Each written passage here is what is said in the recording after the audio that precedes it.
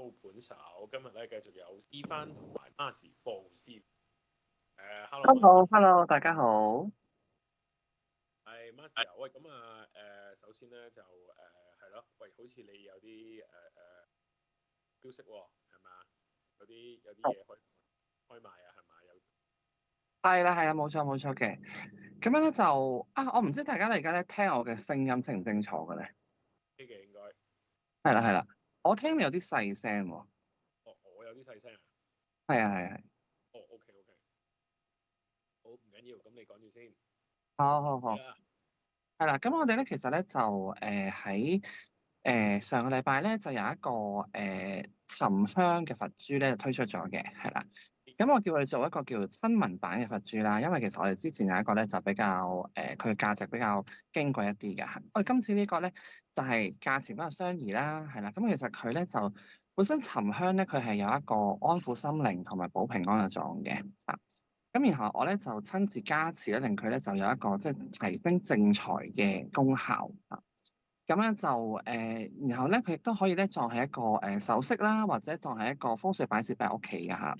咁如果你唔想擺屋企，又唔想當首飾，都可以咧當係飾物咁樣咧掛喺，譬如你可能即係常用嘅一啲手袋啊、公事包啊、背囊啊咁樣都可以噶。咁咧今次我哋出嗰個沉香佛珠，其實佢係一圈嘅啫，係啦。咁同埋顏色比較低調嘅。咁亦都今次都會有即係部分嘅收益咧，就捐去呢一個慈善嘅係流浪貓狗團體㗎，係啦。咁樣咧就嗰個係叫阿棍屋啦，咁佢咧就係即係會收養啲流浪貓狗啦，然後咧佢係因為會養到佢老死嘅，即係冇人收養佢都一路養住佢嘅，係啦。咁所以咧佢哋就即係好有善心啦，咁可以咧就做善事，又都可以咧有緣一請呢個佛珠翻屋企嘅。咁如果你有興趣嘅咧，你可以咧就WhatsApp 我哋啦，係啦，咁樣就係91251639。咁如果係海外觀眾咧，就前面加852係啦。咁我哋就會有專人咧聯絡你咧去即係譬如係即係付款啊，或者可能係安排送貨啊，或者取貨啊咁樣嘅，係啦。或者呢個問題你想再問多啲咧，你都可以喺WhatsApp 嗰度問我哋嘅，係啦。咁因為我已經有2年冇推出佛珠噶啦，咁因為過去呢2年期間又不停超多觀眾不停問我幾時有佛珠嘅，咁所以咧今次咧都群情洶湧啦，咁大家如果有興趣咧就盡早聯絡我哋啦。哇，Marcy點解會出啲嘢咩？安定嗰個心靈啊，即係咪即係都應該係見到呢排可能都有啲即係事情咧，都係會比較大風大浪啊咁樣啦，咁樣即係係。都啲慰藉啊咁樣咧。係啦，其實咧，我點解會揀呢個即係功效咧？就因為首先咧，我覺得九運咧真係一個唔容易嘅時間嚟嘅。即係雖然有好多嘅即係，不論係師傅啊或者評論啊，都會話九運其實係即係好多即係身心靈提升啊，或者好多即係哇好好嘅嘢發生啊。但係其實咧喺呢個過程中咧都唔容易嘅，因為作為九運，作為即係最尾一運咧，其實咧佢有好多嘢咧都係大清洗啦，同埋咧我哋見到有好多嘅即係譬如係你見到好多嘅意外啊嚇，或者可能你打開新聞日都好多一啲。未必係咁令人開心嘅新聞嘅嚇，未必即係搞到自己，但係見到個心咧都硬係爭啲嘅嚇，係啦。咁所以咧我就諗緊咧，安撫心靈呢樣嘢咧喺九運即係咁重視身心靈嘅成長啊變化嘅呢個時期咧，就尤其重要啊。係，所以咧我今次咧就除咗係話大家好關心嘅正財運之外咧，我都咧揀咗一個咧即係一個手串嘅材質咧係同安撫心靈有關嘅。係咁都係咯，咁啊見到呢一個 Marcy 嘅嗰個勢啦，咁啊大家咧有興趣嘅話咧，咁啊可以揾下 Marcy 啦。咁啊大家咧都知道係喺度揾到啦，咁啊上佢嘅 IG 又得，上佢嘅 Facebook，上佢嘅呢一啲社交平台啊，都可以 Marcy 報。嗯。Marcy呢排咧，喂，即係都好得意喎，好似都幾多新嘅事情發生啊，咁樣啊嚇。喂，呢排嗯。睇到啲咩趨勢啊，咁樣啊，即係咧，我哋都發覺有啲嘢都幾 surprising 嘅喎，即係突然之間又估唔到，明明之前可能睇淡嘅一啲，例如啲股票啊咁樣，突然之間又升一升咁樣，咁好似都幾得意喎，會唔會呢排咧都有啲咩見到有啲咩啟示、啲咩 trend 咁樣可以同我哋分享下咧？其實咧，我覺得入咗九運，即係今年係第二年咧，其實時間真係過得好快。其實今年已經係而家我哋傾緊偈嘅時間咧，已經係三月中尾後期啦嚇，即係眨下眼已經過咗3個幾月啦嚇。咁其實咧，如果係真係嗱，有好多門派講話幾時入九運嘅，咁但係大部分嘅人咧都係覺得咧係上一年嘅農曆新年開始入九運嘅嚇。我哋行咗一年多咧，其實咧大家開始習慣啦，即係譬如習慣咗，譬如係。呢一個九運嘅氛圍啦，我會覺得其實好多嘅，即係香港人嗰種嘅商業頭腦或者嗰個市場觸覺都係好靈敏嘅嚇，即係咧即係咧，譬如咧就係話令到咧好多人咧，譬如話可能喺個唔好話係得股票，其實股票都係反映咗好多嘅即係商業上面啊嗰種嘅表現啊嘛嚇。我哋見到咧，其實咧係真係香港人咧真係好快脆就 pick up 到咧呢一個步伐咧。係真係反映咗喺嗰個市場上面，係真係咦，真係好啲咯喎！但係你話你問我個人啦嚇，係咪真係你話喂好到而家可以喂放心啦嚟啊衝啊咁樣咧？我咧就我覺得未必係可以咁樂觀嘅嚇，因為始終咧我哋今年咧呢一個咧即係乙巳年咧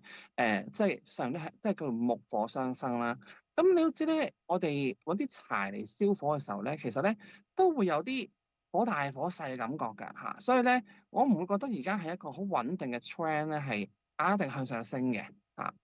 咁只不過咧，我會覺得咧，比起上一年，尤其是譬如話再前年嘅年尾比較係起嚟咧，我哋咧冇咁辛苦嘅，因為已經有啲習慣咗啦。唔係個運好咗，係我哋習慣咗，所以咧就點解個表現會好咗就係咁解啦。OK 嚇，咦？咁你呢排有冇話即係睇邊啲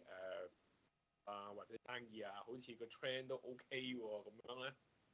嗯，其實咧，我喺嗱，我哋咧每一年咧嘅流年咧，都會花好多時間喺年頭年尾咧，都會咧去進行一啲譬如係流年分析啊，或者可能咧係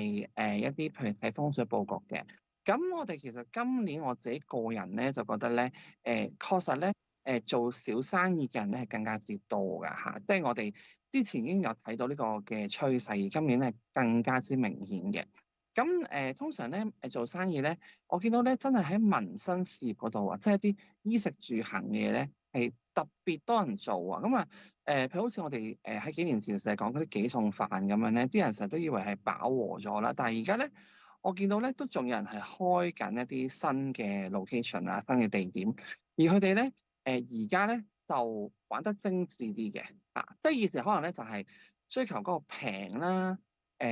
或者咧選擇嗰個項目，即係嗰啲種類嘅餸比較多啦。但我見到而家咧，佢嘅趨勢就係咧，哦，可能要健康啲嘅喎，即係嗱，我呢間咧五餸飯、四餸飯標榜咧，我哋咧就唔用啲唔知咩油啊，或者唔用味精啊。咁或者有啲人咧，佢哋就係、我哋其實嗰、個素食嘅比例比較高嘅喎，咁樣嚇。或者甚至乎咧，佢有啲咧就係、如果你係生酮嘅咧，其實我哋咧都有一啲咧係真係完全係即係唔用嗰啲，譬如係影響到佢生酮嗰個嘅效果嘅啲成分啊，走去咧去做一個即係五餸飯嚇，即係比較精緻一啲。其實呢一樣嘢咧都好符合九運咧嗰種咧係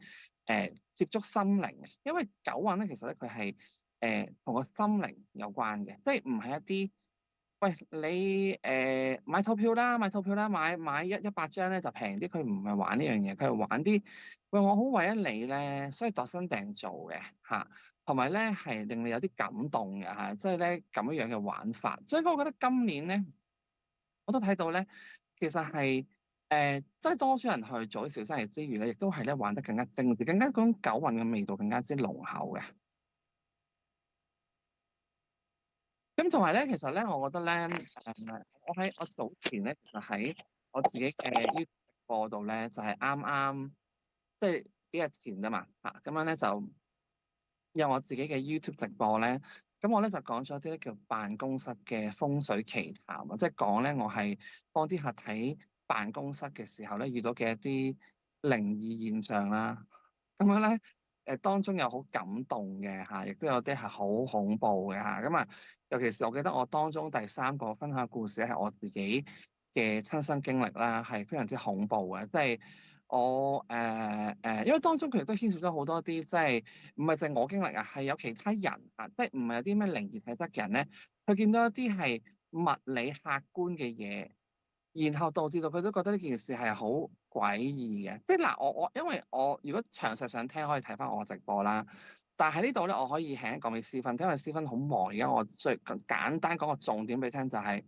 我去嗰個分租辦公室咧，即係我係會攞到一條好似鎖匙卡，即係好似一張八達通卡咁樣嘅。咁我當中有形容過我見到啲咩妖魔鬼怪嘅，但係咧其實咧嗰張卡咧其實應該正常講係可以要個公司嘅嗰啲可能 IT 部門啊 correct 咗個 code 咧，跟住 register 咗先可以開到門嘅。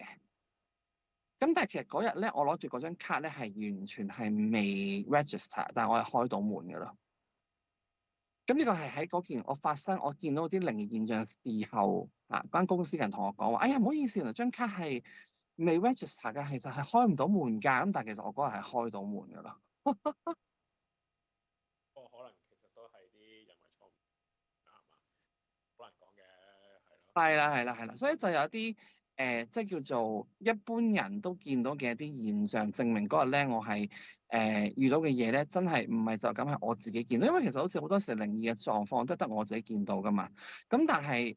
今次咧就係有一啲係叫做唔係有陰陽眼、有靈異體質嘅人都見到一啲係同平時常理係有違背嘅情況發生嘅，係啦，咁啊增添咗好多嘅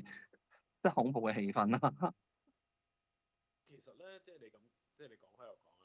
會遇到一啲咁樣嘅事情嘅，其實有冇啲咩，即係啲 rule of thumb 一定要即係要小心嘅，有啲咩要即係要注意或者你即係當下乜都嘅時候下無知無天，有啲咩可以即係盡量好保平安，有啲咩宗旨可以揸住咁樣咧？即係啲自保嘅方法啦嚇。嗱，其實咧，好老實講咧，其實遇到呢啲情況咧，我通常都叫大家都係36計就走為上着嘅，最好就快啲離開現場啦嚇。亦都唔好嘗試去即係同佢咩收咗佢啊，同佢鬥爭啊咁樣。咁但係如果你真係冇辦法，你真係要停留喺嗰個空間一段時間先離開到咧，咁有兩個嘅方向嘅，一個就係如果你有宗教信仰咧，你就去重念你嗰個宗教信仰嘅一啲神靈嘅佢嗰個名啦嚇。咁譬如佛教就我哋叫佛號啦，譬如你好，你係拜觀世音菩薩嘅，你可以不停念佢嗰個名啦嚇。咁如果你有好熟悉嘅經文，你都可以念嘅。譬如啊，我好熟悉心經嘅喎，咁你可以念啦嚇。咁不過但係咧，我自己覺得喺啲咁恐怖、咁驚、咁緊張嘅情況咧，你可能你念佛號啦，簡單啲係啦，因為我驚你未必記得起你嗰個佛經啊嚇。咁啊，當然如果你係自己有其他宗教，都可以念你自己嘅即係經文啊嚇。其實呢啲嘢咧，唔係愛嚟驅鬼嘅，其實佢係愛嚟咧連接咧一個比較光明正向嘅一個能量嚇，等你咧有啲嘢保護你嚇。即係大家千祈唔好諗住攞啲嘢去捉鬼啊、驅鬼啊，即係千祈唔好咁做啊嚇。咁第二樣嘢就係咧如果你係冇宗教信仰嘅，咁點搞咧？咁我哋可以想像我哋宇宙最正氣嘅太陽啊。咁我之前都分享過啦，你可以想像你覺得嘅太陽啦。係啦，然後咧就係、譬如你係覺得係一個動畫型嘅形式嘅，或者係真實類型嘅都唔緊要嘅。總之你覺得太陽係點係點，咁你就想像佢嚇。咁樣咧，呢個咧都可以咧增加你嘅陽氣咧，保護下自己啦，係啦，即係呢個係我會建議嘅方法。咁當然最好就係快啲離開現場啦，係啦，或者可能你事後咧，你如果覺得真係好唔舒服咧，你都可能要揾一啲你相信嘅師傅啊，或者宗教場所去幫你可能淨化，即係好似譬如台灣地區有啲叫收驚嘅嘢啦嚇，即係類似咁樣嘅嘢啦。因為始終你如果你唔相信靈魂，你都相信頻率嘅，係嘛？即係即係話咦，究竟係呢啲嘢發生咗之後，可能影響到你個頻率嘅嚇。咁所以咧大家唔好想像得咁神化，就好似譬如呢個世界都有潮漲潮退嘅個海係啦，咁其實佢都影響到我哋嘅嚇，影響到生物嘅。咁所以你就幻想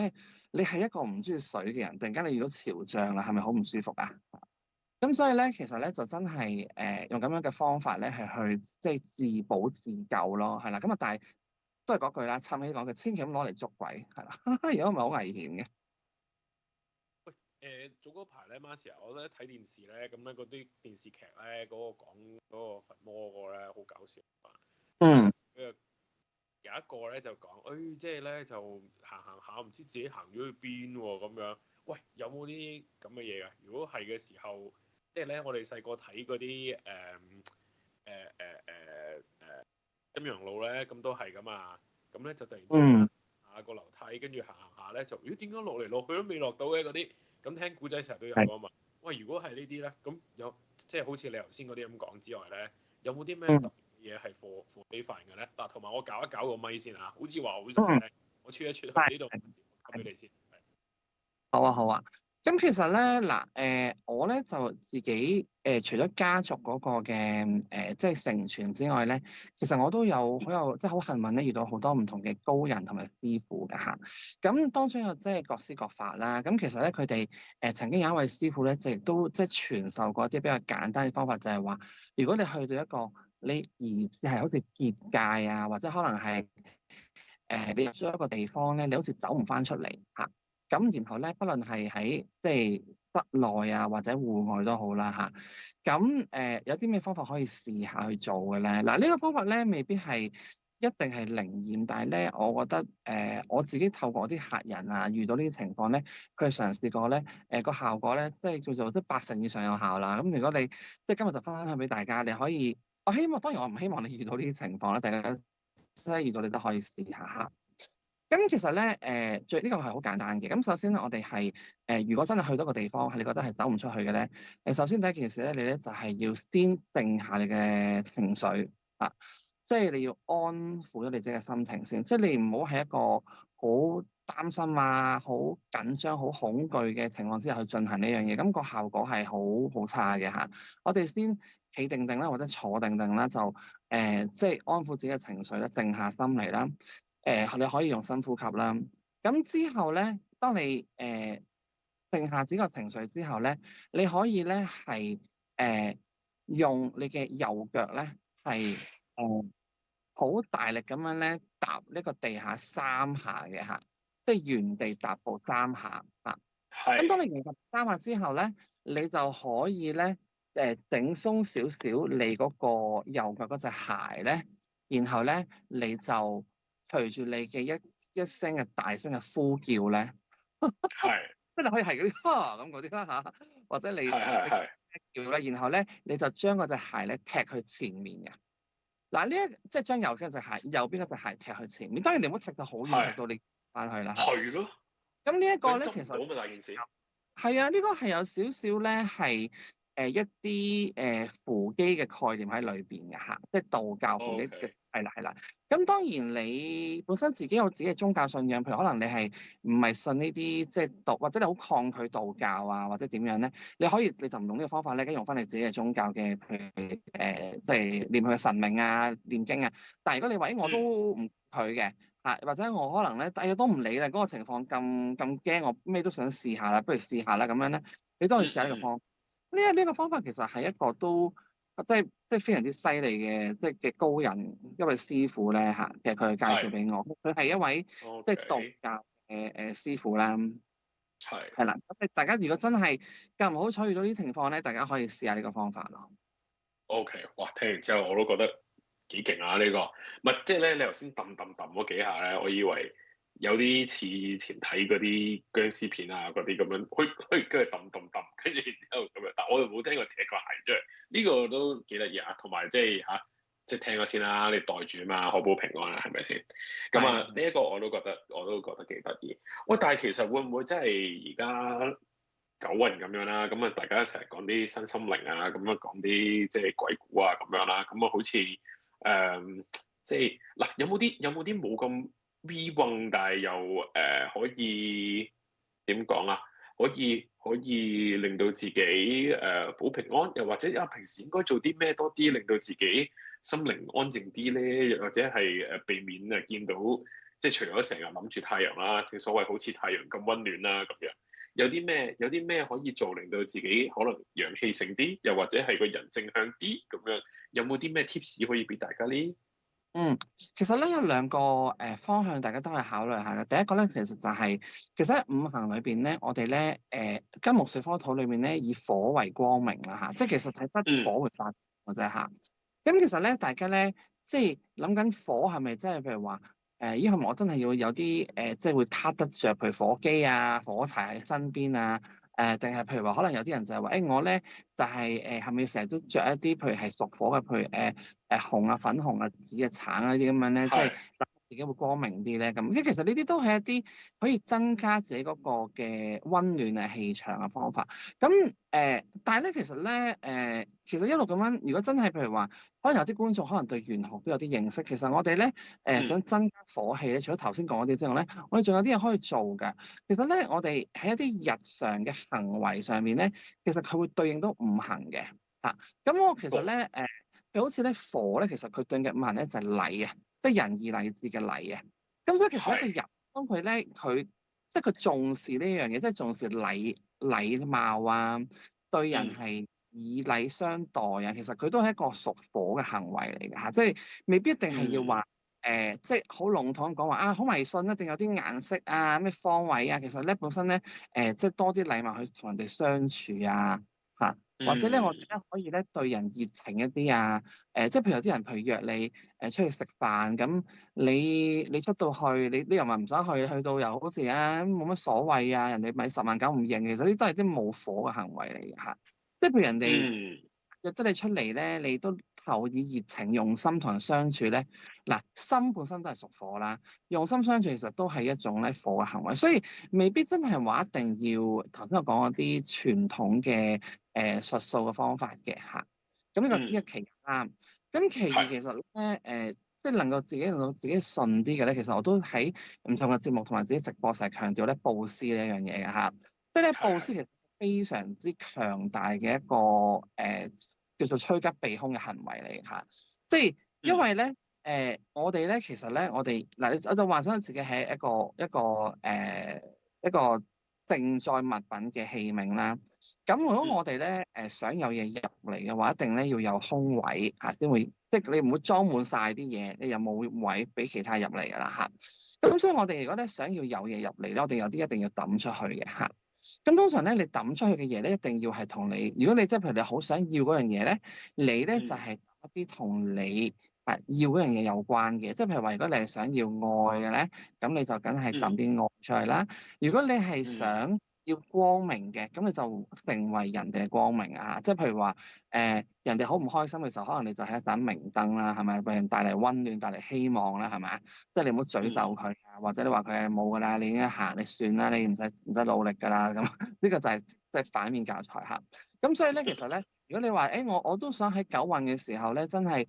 因為大家成日覺得九運好似好多唔開心嘅嘢啊，或者呢又見到人哋，即係大家睇新聞都見到，唔係呢啲係嗰啲啊，咁樣好似愁雲慘霧。咁我哋其實我哋要希望啦，要光明啦，咁所以我哋其實就係調翻轉嚟抌呢啲嘢出去啊。即係譬如有啲人可能你有啲朋友或者屋企人同你講話，我都覺得自己冇希望㗎啦。呢個時候其實你係咪都可以俾啲希望呢啲人咧嚇？其實呢啲都係你想抌出去咧，人即係呢個所謂嘅即係。你當宇宙咧俾翻啲同樣嘅嘢嚟嚇，所以咧其實咧都未必一定係講緊，即係叫做好學你話齋 real 嗰啲嘢咁樣啦，係即係如果你未必接受到，你可以行呢啲方向咯。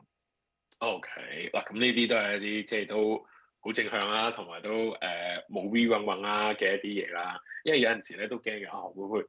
即係我哋即係可以嘅，我哋得閒都可以行去啲好 V 運嘅位嘅。我哋之前都試過講啲好勁嘅嘢。咁我覺得嘅，咁啊但係唔 even 嘅我哋都有嘅，都 serve 下啦咁樣。喂，咁咧就呢排咧都見到多朋友咧，即係其實一向都多㗎啦，一向都周圍走㗎啦，香港人。咁咧就有啲朋友咧都好似 keep 住都係會想出去外遊啊，有啲人都係繼續翻鄉下去日本啊咁樣啦。喂，咁咧但係就想問下喎，即係Marci 有冇話而家又近啲啊？之前有咩九星連珠啊咁樣之後有冇啲咩新發現？對於外遊呢方面嘅睇法，會唔會都係同之前一樣，或者會唔會有啲新嘅 sign 出現咗咧？喺你哋嚟講，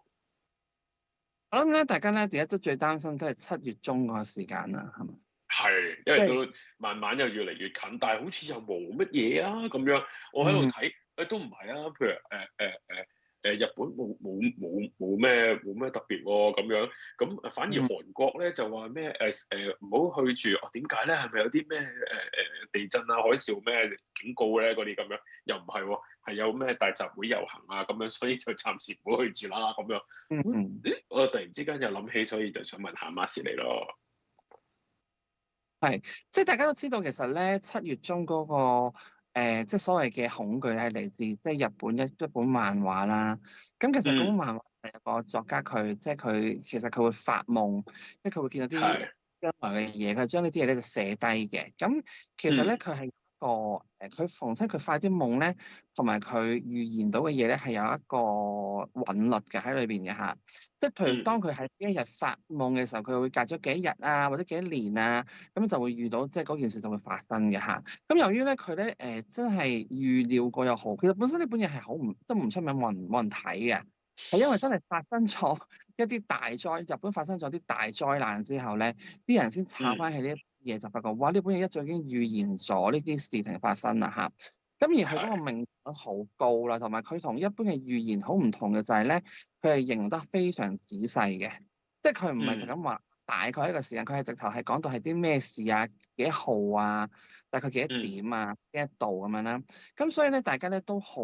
擔心咧呢樣嘢就係即係大家都係大概係7月10零號呢個時間啦，係有一日咧就係會有一啲即係好大型嘅災難發生喺日本，咁亦都可能影響到台灣啊、菲律賓啊，同埋甚至乎香港都有嘅嚇。咁其實喺呢一個預言嘅即係大家關注嘅同時咧，其實亦都有幾位即係一啲即係比較出名嘅預言家，其實都預言過咧，即係我哋2025年咧，其實咧係有好多啲即係即係會有大災難導致到人口墜降嘅一啲嘅事情啊，或者大災難係啦。咁就因為即係由於第一個咁講完之後，咁其他啲就會出嚟，即係大家就揾到原來呢個又會咁講，嗰個咁講，咁大家就會即係好擔心。越講越似係嘛？即係越聽完一個咁講，兩個咁講，咁越聽越似啦，真係。係啦，其實咧我自己咧，因為呢排咧都成日都即係要睇流年啦，即係而家到3月仲睇緊流年，我哋而家仲下咁啊。正常嘅都正常嘅。係啦，咁其實好多客人咧都會問起我呢一樣嘢，因為你知香港好中意去旅行，都好擔心呢樣嘢，尤其是咁中意去日本嚇。咁其實我自己咧都喺流年啊，或者係睇風水嘅過程中咧，我都建議佢哋咧，即係我都唔建議佢哋7月去呢啲地方咯，因為嗱，我先唔講呢啲預言真定假啦，但係因為大家而家好關注嘅時候，形成咗一種念力嘅，呢種念力咧係令到呢啲事情發生嘅可能性提高嘅。大家千祈唔好以為咧想像嘅嘢對個現實係冇影響啊！咁我哋有句説話叫心想事成啊嚇。嗱，心想事成呢個嘢係好耐之前就已經出現㗎啦，即係一個唔係近代呢10幾20年出現嘅嘢，係好耐之前已經有呢個嘢㗎啦。咁其實證明喺好耐之前已經有呢啲嘢㗎啦嚇。即係你諗，咁其實咧啲嘢真係會發生㗎嚇。咁亦都好似譬如之前好即係吹到爆炸嘅嗰啲吸引力法則，其實都係講類似嘅嘢啦嚇。咁所以當咁多人都去談論相信呢樣嘢嘅時候咧，我會覺得呢樣嘢嘅發生嘅可能性就會提高，甚至乎可能唔係發生咩大地震啊，因為裏面講大地震啊嘛。咁但係如果唔係，都可能都會有啲好大型嘅一啲類似嘅影響到好多人，所以我覺得唔搏唔過啊，係嘛？即係你去少一次旅行或者早啲遲啲去，其實影響不大㗎嘛，係啦，所以我唔會建議啲人喺呢個時候去咯。咁因為其實咧，我自己一路咧，即係師傅咧，即係做呢個工作咧，其實除咗即係自己睇好多書之外咧，其實都要睇下啲即係新聞嘅，即係我其實咧每日咧其實都會有一啲嘅天文嘅專家係唔同嘅國家，其實東南亞國家都有講話，其實真係喺6、7月嘅時候係真係好有可能發生一啲大型嘅天災嘅。咁所以咧，大家咧就唔好搏啦嚇，同埋咧我通常咧喺呢一啲嘅我哋叫大災難之前啊，會喺佢嘅之前咧會有一啲我哋叫做空兆嘅嘢嘅，即係話會有啲嘢發生，跟住咧係大吉利是嘅，然後咧係去證明咧嚟緊會有啲唔好嘅嘢發生嘅嚇。咁大家到時都可以留意下嘅，即係譬如可能舉個例啦，譬如我哋而家講緊係7月中發生嘅嘢，可能咧喺7月頭啊6月嘅時候咧，都會有一啲關於呢個國家嘅新聞係唔多啷禮嘅即係可能你聽到冇搞錯啊咁都得嘅，然後係啲唔好嘅事啊，可能有人傷，有人係走咗啊，就呢啲嘢係叫做空少啊，即係證明就係即係真係好似唔係好掂嗰啲地方嘅地運嗱。我舉個例子俾大家聽就係曾經咧，即係我哋都會見到有一啲地方咧，佢係嗰排真係麻麻地，即係黑仔啲嘅，即係嗰排嗰個地方。咁而佢咧真係咧會有一啲嘅嘢係整咗出嚟啦，係好唔好大家利是嘅即係譬如可能咧，佢哋嗰個地方整一啲民生嘅嘢啦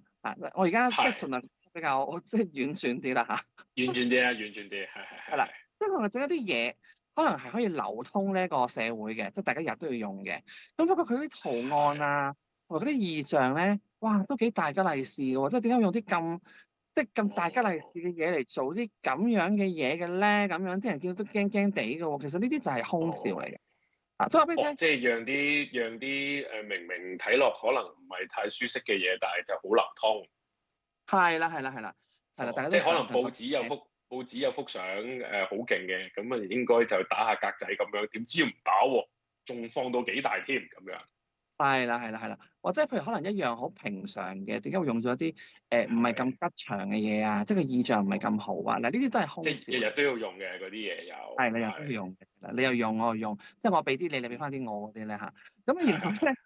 咁從嚟有陣時我哋會見到，譬如咦，可能有啲好開心嘅場合，即係我講空兆。有啲好開心喜慶啊，叫晒揈晒熒光棒嗰啲場合咧，啲突然間又有啲意外發生啊，有啲人傷咗啊，全部人都知道嘅，好關心呢啲人嘅，即係可能譬如有啲人普通人整親冇人理噶嘛，但係可以嗰啲人整親好多人知道嘅喎咁呢啲都係一啲即係空兆，我哋叫做空兆，佢啲咁嘅特性啊，即係第一一定好多人知道啦，第二就係。你唔想知道，你都要被逼知道，因為佢可能一係佢係好 popular，或者可能佢啲常用嘅嘢，咁然後令到大家人關注呢樣嘢。其實以前咧喺古代即係啲國師咧，其實係好留意呢啲嘢㗎，因為嘅王朝，因為以前係有帝王主義啦，皇帝其實係聽落好似好巴閉，但係其實佢係一個好兒戲嘅制度嚟㗎嘛，即係佢突然間係病咗啊！或者可能你都知，都好多人突然間俾人毒死啊，俾人陷害啊，咁所以啲國師其實好留意住呢啲國運嘅，即係譬如啲突然間，即係嗱講得靚啲，譬如突然間，有一紮烏鴉咁樣突然間飛過喎，咁其實冇烏鴉，係啦，咁點解會喺呢個時間冇烏鴉嘅場突然間咁多咧？係啦，咁所以咧即係而家我哋就好即係科技先進啦，無啦啦都唔會俾一紮烏鴉飛過嚟啦。但係我意思係即係有啲類似嘅，大家都可以留意下。譬如佢講到咁明顯係7月中，咁你到7月頭6月及下有冇呢啲咁嘅嘢咯咁其實我哋都好留意，我都係好希望係冇呢啲嘢發生啦但係如果即係有，大家都可以從呢啲去揾到啲即係蛛絲馬跡咁樣咯。咦咁唔怪之韓國唔好去住啦，呢排咁沸沸揚揚，係咯。係啊，冇錯啊。啲明星咁樣，咁我唔知係咪空兆啦呢啲。係啊，但係就係咯，即係唔係咁好咯，係啊，搞到好多係啦脫粉啊，係咪？好似好多嗰啲分屍咁樣，咁所以呢個可能都係其中一樣嚟嘅。佢呢單嘢咧都係幾即係我第一睇，我覺得好九運嘅呢單嘢，因為九運咧九運有揭秘嘅功能嘅，即係明星會本身飛到好高，跟住而家要貼一貼咁啊。係啦，即係佢可能有啲嘢係本身好好嘅，你一路都覺得好好嘅，跟住點知你打開個蓋咧，發覺裏面係原來發晒毛嘅，咁呢個都係九運一種即係叫揭秘嘅功效嚟嘅，所以其實呢啲嘢係會嚟緊都會有嘅。咁佢喺呢個地方出現呢一樣嘢，其實咧亦都代表住呢個地方其實都可以話係一種我叫做空兆嘅情況嚟嘅，即係一啲好美好嘅嘢突然間發現咗佢係爛嘅。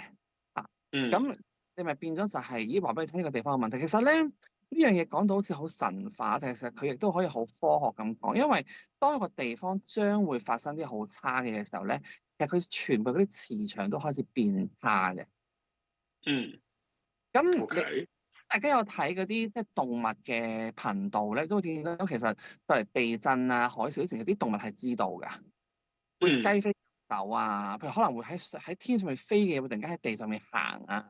或者海裡面游嘅會變咗上咗陸地，跟住死晒喺度啊。咁當然我哋喺呢啲大城市就未必見到呢啲嘢，但係我哋其實啲人係會受到影響㗎。即係所以咧，我哋未必有動物，但係我哋有人啊，或者有啲交通嘅嘢啊。其實呢個地方都喺今年年頭開始已經有好多交通嘅嘢已經開始出現問題，係啦。跟住佢由交通去到政治，去到而家即係日常嘅一啲即係消遣嘅嘢裏邊，其實一路話緊俾你聽，喂，佢已經係着晒幾盞紅燈㗎啦喎，已經係。哦，咁樣。哦，咁啊，咁講我哋咯。喂，我身處呢邊紅晒燈㗎咯，同下邊我哋南部嘅美國、加拿大同美國開晒紅燈㗎啦喎，而家咁呢啲都空空地喎。我哋啊，其實咧，我哋咧，即係嗱，我呢邊唔係你，我呢邊加拿大同美國。即係講緊咧，你哋咧，即係你哋嗰個加拿大呢個地方咧，其實咧係好得意嘅。佢咧係即係我其實我咧喺過去2年咧有接受呢個加拿大明報訪問嘅，係講緊風水啊、地產啊嗰啲嘢嘅。咁其實由於我訪問嘅時候咧，我都要去理解下即係現今嗰個即係走向啦。我覺得加拿大係一個咧有保護罩嘅地方嚟嘅，即係佢咧係有保護罩嘅。即係佢咧，加拿大定美國啊？美國係嘛？加拿大有保護罩咁搞笑？係。即係雖然咧，佢喺呢啲嘅即係叫勢力核心範圍附近啦，但係咧真係有啲咩事發生嘅時候咧，嗰種受影響嘅程度咧會降低咗嘅。哦，咁得意啊！係啊 ，moderating effect。係啦，即係佢都會受影響，但係會降低啲嘅，係啦。咁樣咧所以咧係好得意嘅地方，即係有機會可以講多少少關於即係加拿大嘅風水啦，尤其是係 Toronto 即係呢個地方，即係作為佢嘅一個即係最重要嘅城市之一啦。其實佢裏係有一啲嘅人為嘅風水陣喺裏邊嘅。咁勁，即係正所謂嚇，即係有啲咩事都唔到佢咁樣係嘛，拉佢唔到，避開咗嘅，專登 set 個陣擺喺度，關我事咁樣係嘛？係啦。咁啊，其實咧都幾得意嘅，因為你都知道其實有好多嘅，即係你都知加拿大係一個即係好多華人去移民嘅地方啦嚇。咁全世界都係，我原本以為係好多華人移民嘅地方，點知原來係全世界呢度都好多人嚟呢度嘅地方。咁啊，加拿大更加之可能係喺最早即係接受我哋呢班華人嘅地方之一啦。冇錯。咁變咗咧，可能咧即係良好嘅中國傳統文化嘅一啲嘅嘢啊，都喺裏邊咧，即係發得好好嘅，係啦。咁所以例如風水係嘛？可以傾下呢一樣嘢咯。好啊，你咁講就好啦。嗱，好，咁啊，今日咧時間差唔多啦。咁阿 Marcy 咧頭先係俾一啲 tips 我哋啦，點樣可以喺唔 we 問嘅情況之下，又活得即係正向啲啦、正能量啲啦。咁啊，但係如果要 we 起上嚟咧，咁啊〜即係嗰啲頭先嗰個揼3下腳一佢少大聲係嘛？大聲一個呼叫，跟住然之後就飛一鞋出嚟係嘛？右腳。咁呢個方法咧，我都聽完之後我都覺得有料到。咁啊，如果大家咧，譬如好似頭先一開節目嘅時候咁講，咁啊有啲一啲嘅物板風水物板，咁啊有興趣嘅話咧，都可以咧就係喺阿 Marcy 嘅一啲個人專頁，例如啊 YouTube 啊或者 IG 啊嗰度咧就可以揾到佢，咁啊咧就可以相信購買咁樣。好，咁啊今日唔該晒 Marcy 布師傅，我哋下次再見，拜拜。